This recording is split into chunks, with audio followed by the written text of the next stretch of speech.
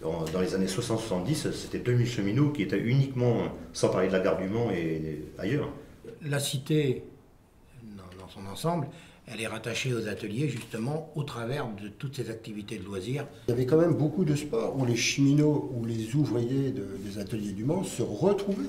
Et d'ailleurs, pour nous, sur l'ensemble des luttes qu'on a pu mener, donc cette fameuse lutte de 95 reste le souvenir le plus mémorable et la plus belle. Ça a été aussi, alors moi ce que je me rappelle, c'est 95, ça a été un formidable moment de solidarité.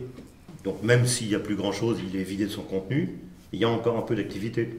Et ça, on peut le mettre quand même sur le résultat, les acquis de nos luttes.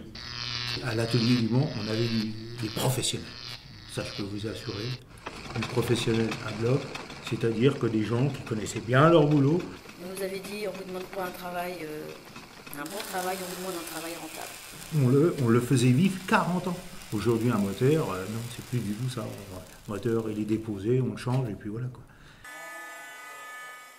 On est passé d'une fermeture définitive et on sait que quand un atelier est fini, justement, ça a un caractère définitif.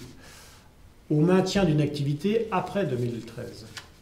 Et donc, pour nous, compte tenu du site ferroviaire du Mans, de l'étoile géographique à 5 branches, du bon positionnement géographique, on se dit que voilà, la partie n'est pas finie.